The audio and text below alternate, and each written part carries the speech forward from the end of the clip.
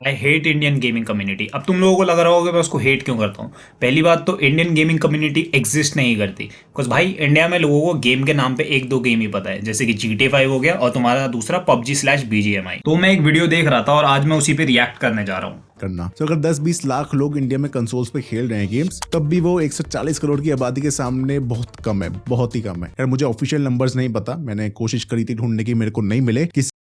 120 million लोग हैं जो ऑनलाइन गेम्स खेलते हैं, इनमें से काफ़ी लोग ऑफलाइन या फिर स्टोरी मोड टाइप के गेम्स भी खेलते होंगे। लेकिन स्टिल हमारी पॉपुलेशन 1.4 बिलियन है, तो आई थिंक उसके हिसाब से इसका एवरेज काफ़ी ठीक है। बट फिर इन गेम्स में कितने लोग मोबाइल पे खेलते हैं और कितने लोग पीसी पे खेलते हैं, इसका अगर तुम्हें परसेंटेज जानना है तो परसेंटेज पीसी वालों का अराउंड 60% है।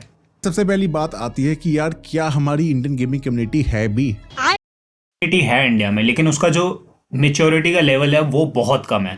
कुछ भाई अगर तुम देखोगे जितने भी मेन स्ट्रीम तुम्हारे गेमर्स जिनको तुम बोलते हो, वो लोग एक दो गेम के पास ही सिमट जाते हैं, उसके अलावा और उनको कुछ मिलता ही नहीं है। चाहे वो मोटल हो गया, स्काउट हो गया, सोल की टीम हो गई, और भी जितने तुम लोगों का नाम जानते हो।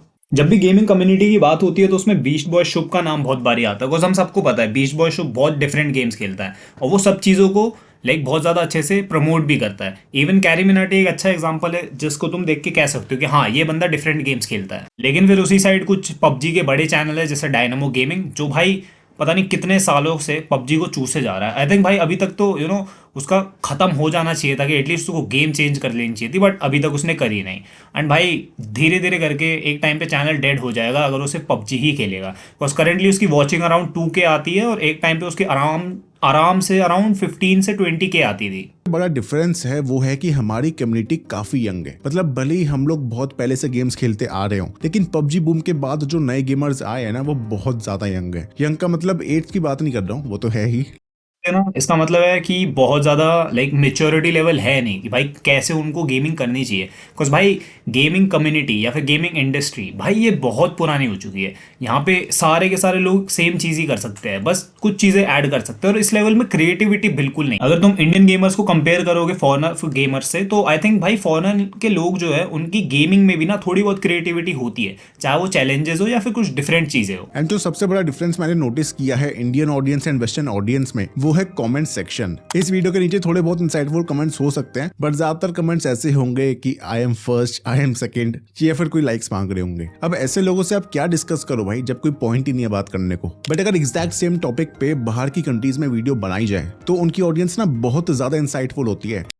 गेमिंग से इतना रिलेट नहीं कर पाती जितना वो गेम से रिलेट करती है। मान लो अगर कुछ कम्युनिटी है लाइक पबजी कम्युनिटी और BGMI कम्युनिटी, अगर उसके लोग हैं और उसकी कोई वो वीडियो देखेंगे तो वहाँ पे वो रिलेट कर पाएंगे। लेकिन अगर उसी टाइम पे हम लोग उनको कोई ऐसी गेम दिखा दे जो उन्होंने कभी पहले देखी ही नहीं, या तो भाई तुम्हारी गेयर्स ऑफ वॉर की सीरीज हो गई या फिर मेटल ऑफ गेयर सॉलिड्स, लोगों को नहीं पता कि गेम सिर्फ एक आध ही नहीं है, बहुत सारी गेम्स है एंड इतनी अच्छी अच्छी गेम्स है कि उनको खेलने के बाद वो उनके फैन हो जाएंगे। पर दिक्कत यही है कि भाई लोगों को एजुकेशन ही नहीं है इसके बारे में, कि उनको पता ही नहीं है कि भाई कितनी सारी गेम्स रिलीज होती है और कितनी अच्छी अच्छी गेम्स कितना 2000 से लेके 2024 तक कितनी अच्छी अच्छी गेम्स आ चुकी है। हम अक्सर अपने पेरेंट्स की जनरेशन को देख के कहते हैं यार ये लोग गेम्स क्यों नहीं खेलते थे, तो उसका सिंपल सा रीजन है कि वो खेल ही नहीं सकते थे। कोर्स 90s के टाइम पे पीसी बहुत महंगे हुआ करते थे और गेमिंग का इतना कुछ था नहीं, बट अगर जिस हिसाब से तुम करंट सिचुएशन को व्यू करोगे, आई थिंक गेमिंग का बहुत बड़ा एक है बेस इंडिया में। लेकिन बात ये कि उनको ना कुछ मिल नहीं रहा जिससे वो एक्चुअली गेमर कह सके। तो अब तुम कितना बीच बॉय शुप को देख लोगे यार, एक टाइम के बाद तुम बोर हो जाओगे। तुम ऐसा भी तो चाहोगे ना कि डिफरेंट टाइप के लोग आए और तुम्हें गेम्स खेल के दिखाए कि हाँ ये चीज़ें भी होती है और इतने गेम्स हैं। तुम एक गेम को 1 साल खेल सकते हो, 2 साल खेल सकते हो, चलो 3 साल खेल लिया, लेकिन कभी ना कभी तो तुम्हारा मन करेगा ना कि तुम कोई डिफरेंट गेम देखो या डिफरेंट गेम खेलो।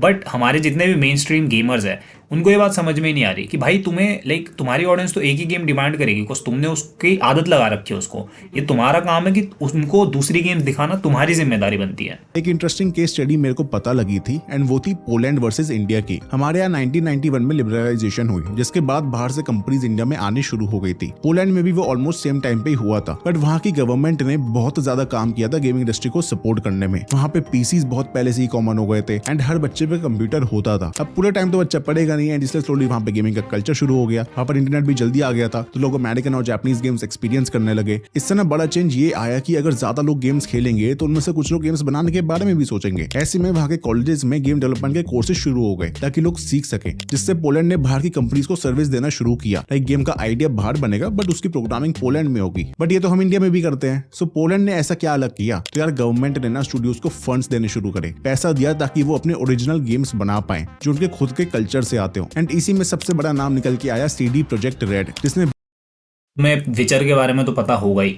विचर एक बहुत अच्छी गेम की सीरीज है एंड आई थिंक तुम्हें ट्राई भी करनी चाहिए। एंड भाई CD प्रोजेक्ट रेड वही कंपनी है जिसने विचर की डेवलपमेंट करी है।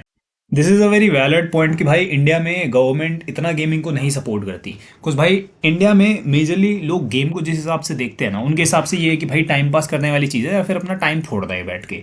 लेकिन अगर तुम थोड़ा सा देखोगे तो गेमिंग डेवलपमेंट जितनी जितनी होगी ना इंडिया में, उतना ही इंडिया का GDP एंड उनकी इकोनॉमी और बढ़ेगी। अब पोलैंड वालों ने पहले से गेमिंग को कम्युनिटी को प्रमोट करना चालू कर दिया था, गेमिंग को चालू कर दिया था प्रमोट करना।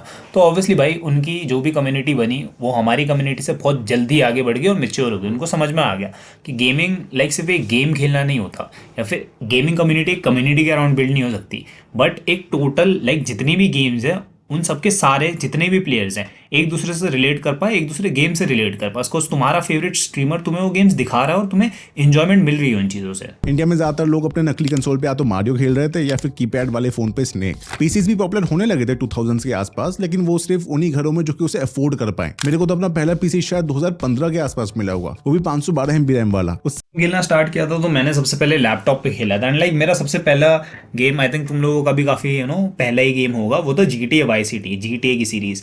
एंड मेरे को वो सीरीज़ काफ़ी पसंद आई थी। उसके बाद मेरा गेमिंग में इंटरेस्ट बहुत ज़्यादा आ गया था।